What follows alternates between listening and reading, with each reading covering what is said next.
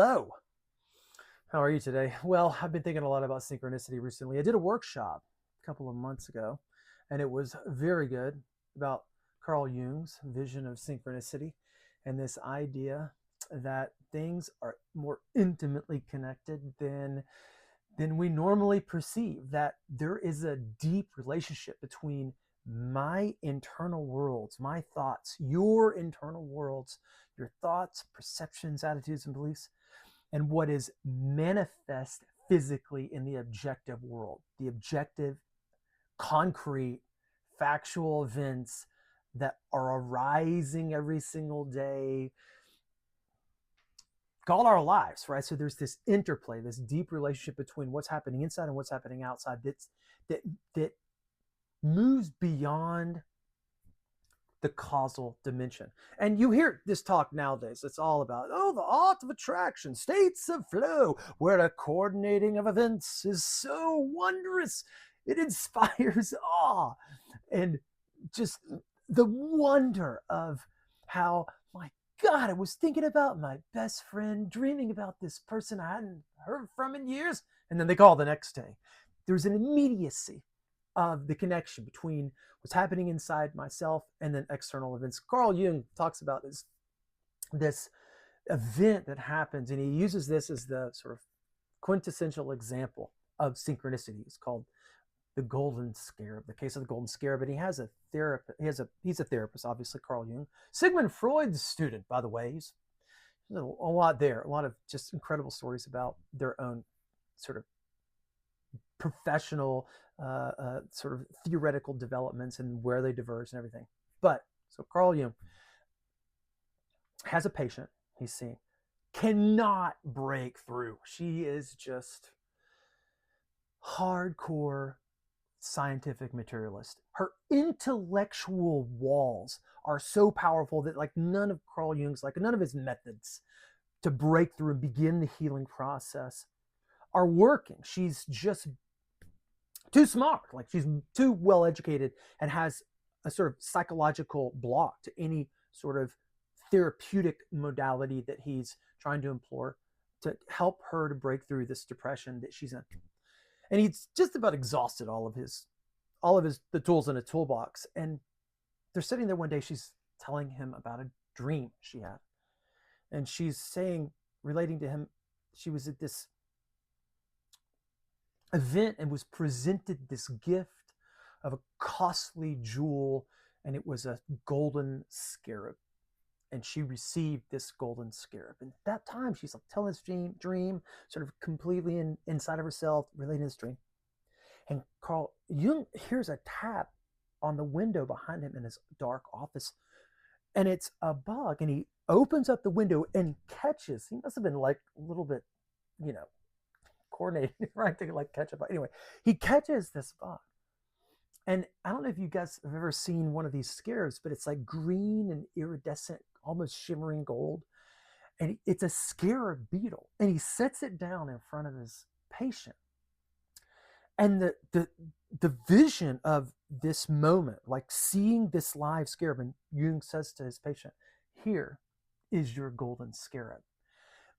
The startling synchronistic dimension of that correlating event, that internally she was just telling about a dream that was completely subjective, completely had nothing to do with outside of reality, and all of a sudden external circumstances seemingly mirroring her own internal experience, the dream, seemed to just be this fissure, this crack. It ruptured her rigorous materialism. And Carl Jung talks about, he's like, upon that basis, we were able to proceed. Her therapeutic experience, her healing was able to start. Something about the quality of that experience introduced a new worldview, right? Introduced a new perception of the psyche and cosmos, right? That there's some very intimate thing going on here between the psyche and cosmos. And of course, like, we have been hypnotized in the materialistic world. Like we are scientists through and through. If you're raised in the education system in the Western world, you are like, well, what's the data? Like what can we conclude from that data? Can we use the scientific method to break things down into their simplest components to then have a measure of predictability? And that predictability, my God, it's been so convincing, so saturated with the our world, right? This is our worldview. We are dominantly scientific materialists. I mean, there's a reason the past 500 years you have the inverse relationship of authority between the church has declined in authority as the scientific methodology and worldview has increased. Like we are fundamentally um, motivated by the data, and the superstitious, the magical, the mythical has all sort of descended into the unconscious, right? And so Jung is this character in the history of psychology attempting to wake us back up. And of course, all in our religious scriptures and our experiences, our daily experiences that seem to introduce non-ordinary states of consciousness are always sort of waking us up, but we're so saturated by the hypnotism of a scientific materialism and the sort of just the material world. It's hard to see. It's hard to admit the evidence to the contrary, right? It's like we've got all this external evidence. It doesn't quite fit in the box of scientific materialism, so we just conveniently ignore. Carl Jung was saying, hey, look, God, if you will, Jung called it the self with capital S, but he talked about the unconscious, the interplay of the conscious with the conscious. And he said that, God is consistently trying to break through to us, to awaken us to a live world. And I just love this language. I love Jungian frameworks and language so much more than sort of like the human potential sort of moved into like, what is it, like flow or like atomic habits. And I do like that stuff, but I really, really like the history. Sorry, I have something in my throat, but I do like the history and the language Carl Jung. I love the language of synchronicity. I think it primarily, I love the fact that there can be an integrated perspective between science and religion. That actually, it's like the yin and the yang. That they need to have an ongoing dialogue in order to sharpen one another, because we forget that science, that the rigorous analysis that we're able to yield is so often, how do you say, just a map, right? It's just a map for telling us what our experience is. And it produces such overwhelming results that we sort of get lost in just the power of the predictability, that we forget that that's just only part of our experience. So much of our experience is also the internal, the partial, the mysterious. And I think our world needs to awaken to a new worldview, to a worldview that is integrating science and religion, that takes into account that matters of faith, matters of intuition, also change the materiality of the world, change the way that we even do science. And Carl Jung was actually talking with, I forget the theorist, he was a physicist, and quantum mechanics was really coming on board. And we see through the conclusions of these incongruent, like Newtonian physics is breaking down in the quantum world, that and we have to conclude that, my God, things are a lot less stable than we maybe once thought. That it seems like our perception of matter itself seems to be mirrored back to us. And so what we're looking for is what we see.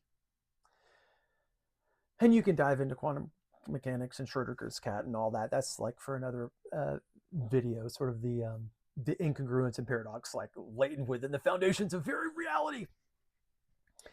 So synchronicity, the path is to attend to the synchronicities so that we can be directed into a full realization of who we are meant to become, of our calling, if you will. And Jung liked to talk in terms of that there was basically like a telos, or we were not only conditioned by the past. So Freud was all about, oh, we're conditioned by the past. Every other book, you really like, if you understand your trauma, then you'll know where your pain comes from or whatever. Yes, that's true. Or like ACEs, like adverse childhood experiences. I was in education forever. It was always all the complete child was sort of viewed within this lens of like looking back at their history. Oh my God, their mother was denied them lunch on Thursdays. So I wonder what that did to their psyche, their poor little fragile bodies. So, but Jung was also like, yeah, all that, right? We need to attend to the past to understand the present, but we also need to understand that there is a sense of which the ideal draws us forth, right, into a fuller realization in alignment with that ideal. There's some sort of telos or end goal that shapes our identity, that God is actually beckoning us in, calling us into a future. We need a sense of a vision. And I think that's where synchronicity helps us. In my workshop, it was incredible. I'm going to conclude with this. I know this is going a little bit long, but this woman who ended up at the synchronicity workshop says, my gosh, I ended up here by an interesting turn of events, synchronistic. I was at work, and all of a sudden there was this, one of my customers had left their phone on the counter, and I glanced at it, and it was a picture of a white cat with two different color eyes. I was like, I have a white cat. She was like, I have a white cat. And she commented to her customers like, oh my gosh, what a beautiful cat. Like, I have a white cat and with two different color eyes. And the customer was like, oh my gosh, his name's Rocky. And she was like, okay, this is getting weird. My cat's name's Rocky, right? Two white cats, two different color eyes, also the same name. Okay.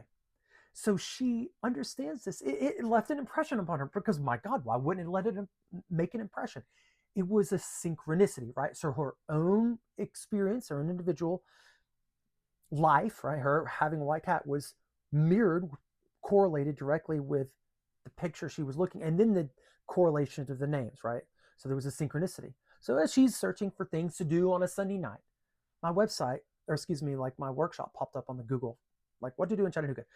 And it was like synchronicity workshop. She was like, oh my God, I just had a synchronicity. What is this? And she looks, and then she sees that I do life coaching and sober coaching. And she had been thinking like, oh my gosh, my husband has been needing like to get sober. Like he sort of like, I think he's drinking too much. And this guy doing the synchronicity workshop as a sober coach. And so there's this other layer of synchronicity. Then she looks me up. It's like, oh my gosh, you went to school in San Francisco. Wait a second. I went to school out in San Francisco. We went to the same grad school in she did her undergrad. I did my graduate degree in the same school in San Francisco, this little sort of like hippie liberal arts school in San Francisco called the California Institute of Integral Studies. I've met two people, like, okay, that's an overwhelming amount of correlations, which direct our path, which seem to mirror something happening. There seems to be an intimacy about reality. Isn't that right? There seems to be an intimacy about reality to where I'm not necessarily hidden. Like I think of myself, I'm an individual, I'm autonomous. No one knows the thoughts that I'm having in my head. Those are secure. Those are mine and mine alone. No one has access to my thoughts unless I tell you don't have access to my thoughts. Maybe you get a glimpse of like some body language and you're able to infer maybe what I'm thinking if you know me really well, but primarily like I'm a private subject, right? That's what our psychology, that's what scientific materialism, that's what our worldview suggests about what's happening. Like I'm a private subject And unless I give you access through communicating, right, you do not have access.